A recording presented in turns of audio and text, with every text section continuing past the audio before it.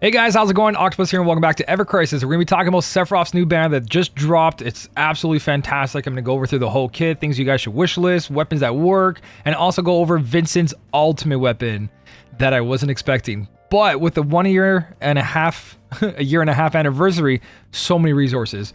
Holy, I logged in and I was at like 40 something crystals and I was like, oh no, I need to save a pity of 90,000 just in case I can't get Vincent's ultimate weapon. And then I logged in and I did a little bit of the gameplay and I'm not done all of it and I'm at 65,000. So I'm definitely going to be getting Vincent's death penalty, which we're going to be talking about in this video. But we're going to talk about Sephiroth first and his whole setup because that's what we're here for at the moment.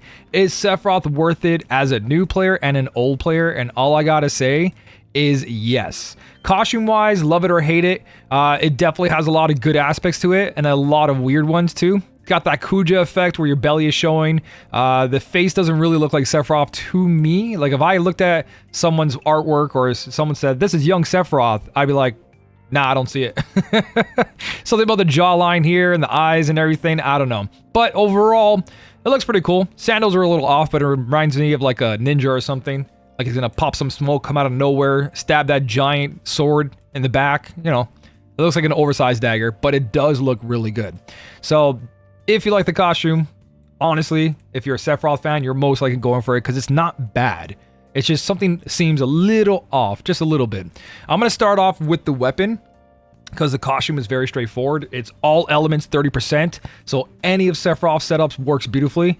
The weapon Blade of the Worthy is very power creep, but not power creep at the same time. Just because we have weapons that do this, but it's all combined into one with a little bit of, you need 50% or more HP, and that's totally fine. I'm gonna explain that.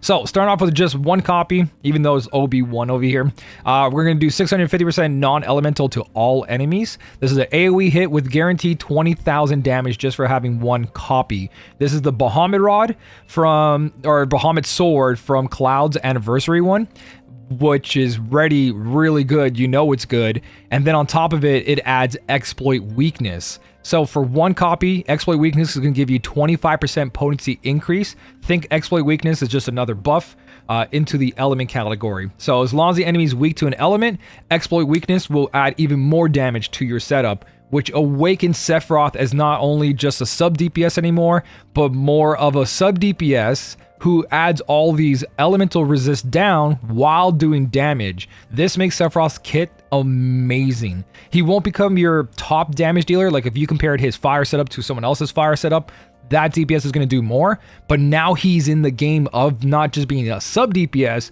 but main DPS with effects, which is really good for his kit. This wakes up so much of his kit. It's incredible. So that is just one copy. Our abilities will be at 3215. OB6 is where the magic's at. It goes all the way to 840 non-elemental with 30,000 guaranteed damage. Exploit weakness hitting 35% at a 45% duration. Again, you need 50% or more HP for this to work. But the way when you get into a battle, the first thing Sephiroth's going to do most likely if he's trying to DPS, or where he should, is activate exploit because your attack gauge is still filling up. This is where you do not the most amount of damage, so you want to start buffing yourself. So at the beginning of the battle, most of the time, you're going to be full HP. It's going to apply. It lasts 45 seconds. If you get OB10, this lasts 60 seconds. So this buff is going to be on there quite a bit. And the chances of you being at below 50% are very rare. It's going to be very tight moments and you might miss like a second or one attack of not having exploit on there. But if you manage it properly, that's not going to be a problem. If this was 70% or more or 80% or more, then I'd worry. But 50%, it's a pretty good place, right? So the place to be is OB6. Our ability is going to be at 35 points, which is 11% increase for all allies, which is really good to see. This blade is a physical and magic attack based stats, right? They're not too far off from each other, so you can use this for any kind of setup. If it's a physical Sephiroth or magic Sephiroth, and that our ability also allows that to be, which makes that a perfect place for these kind of exploit weapons, right? Especially with the boosted ability potency can be used for either physical or magical. Now, OB10, it jumps to 1,000 non-elemental damage, guaranteed 40,000 per hit on AoE, and exploit's going to go to 40%. The difference between Tifa's weapon And Sephiroth's weapon, besides the 50%, is that Tifa's weapon, you don't have to get that high for the 40%, right? Where you have to OB10 to 40%, but honestly, 35% increase, even if you don't OB10 this weapon, that is already incredible damage. And this is something you do need for max damage output on any kind of DPS, even a sub DPS who's now going to be rocking crazy numbers while also applying debuffs, which is really cool to see. I think Sephiroth's going to be a great addition to every party. So, overall, 4639, that's going to give you maxed out 13%. I can't say more good about this. It's got a sigil on it, and both stats max out 628, 664. So again, you can use it for a physical build and a magic build, which is really, really good. There's not much bad to say about this, honestly. It's Bahamut sword with new exploit added on it. Even though if it has 50%, it's not going to bug you that much. It probably won't even bug you at all. Because you're most likely, if you're dropping below 50%, healers are ready to go. Healers like, nope, this is not happening. Party's going back up. 50% is very easy to heal. So, with that, Cape of the Worthy, every element is now unlocked if you were someone who missed all his Arcanums. He has, I believe, like 3 of them. You now have pretty much Arcanums, only 5% difference. 30% increase on any character is incredible. And the fact that he can do either magic or physical DPSing with every element means this gives this costume longevity, right? The longer the game goes, he's going to lock more weapons. And this costume is always going to say 30%. 30%, right? His other ability, which they keep giving that sub DPS role, he's there to support the entire team, attack all allies. Everyone gets a boost in damage, including himself at 10 points, which is 5% increase for everybody. So, Sephiroth still rocking the role of a sub DPS, but with exploit activated and all his elements getting 30% boost increase, now puts him into a main DPS category.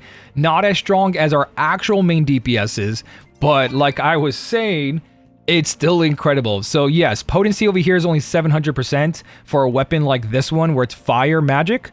But at the same time, you're going to be doing fire resist is decreased on top, right? Every time you hit, it's low until it's high. And this is actually really good because it has a 1.2 multiplier. So even though it's only 700%, that 1.2 plus exploit, I don't know who's blasting my phone right now, makes it that this becomes viable DPS. It already was 700% with constant debuff is really good, but that exploit just makes it so much better. Again, 700% magic earth damage here, 50% or more earth resist is knocked down, right? Then we've got water setup over here, 700%, water resist down. So you pair him up with another DPS, he's going to be doing big damage, lowering that resist down just by naturally attacking, meaning that Sephiroth never slows down. Most DPSs, you don't want them to stop to debuff, and that hurts if you do, right? So let's just say you have Tifa with her best weapon on. You don't want her to stop to buff something else. Even though we have exploit now, and that's what she is doing, for the majority, you always want to be constantly DPSing. The fact that he can DPS and lower resist at the same time is really good. Even though that percentage is not super high like everyone else, right? 800%, no effects for ice, and then we have wind over here, 800%. So pulling for Sephiroth, you have all his weapons, which is really good. You don't have to be like, oh, I missed the limited event, so I didn't get his limited elemental weapon. There is like a couple, but he already has so many built in that are non-limited, making him a very good pickup for anybody, even new players. So he has technically a thunder setup.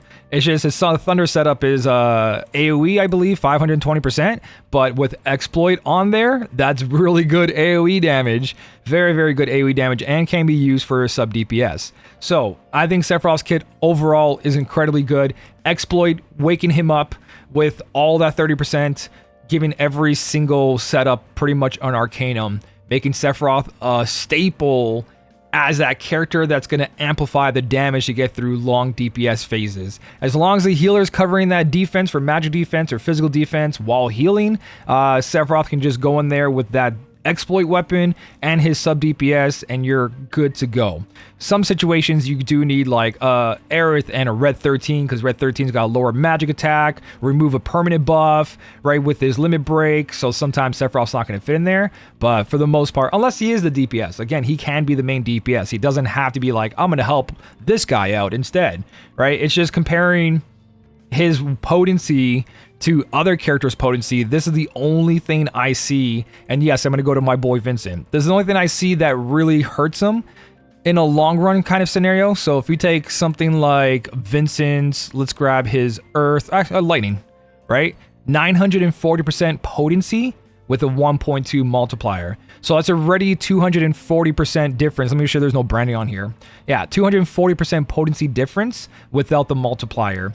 So one of his weapons have a multiplier, some of them don't. They're stuck at 800%. You can see there's already a big difference in DPS there, right? So most of the time it's like, okay, yeah, I could put Sephiroth on the team as my main DPS, but if I have a max out version of this other character, he's most likely going to DPS for you. But when you have situations where you can use both of them, that's where he's going to really shine. So Sephiroth, let me know if you're going for him. I think no matter what, that exploit on any character is going to be a staple if you want to use them in future content, because it is getting harder to do a lot of these DPS races. Overboosting really helps because it does -1 ATB, so weapons that cost 4 ATB are actually 3 ATB in that part, so you can really amplify a lot of damage output, right? So Sephiroth can really do a lot of good damage with it.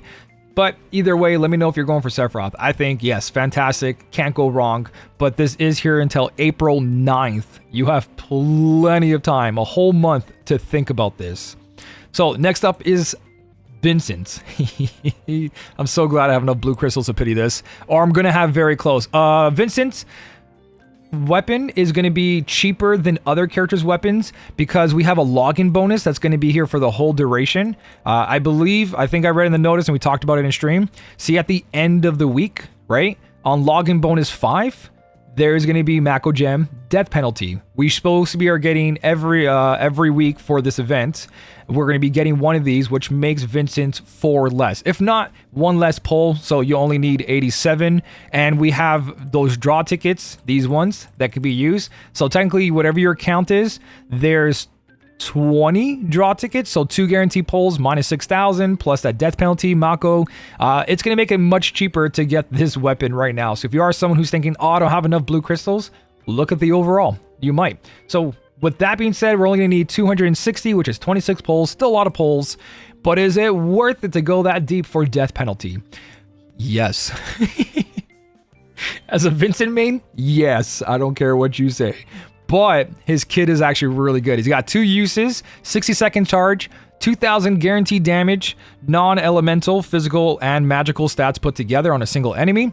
It applies amp, physical abilities, all allies, and magic ability, all allies. The next move that they use, either your C ability, which is a weapons ability, or your ultimate ability, which is this one, UC, so this 2000, will be amplified. All allies get this buff, either they use their magic or physical, they get increased damage from that.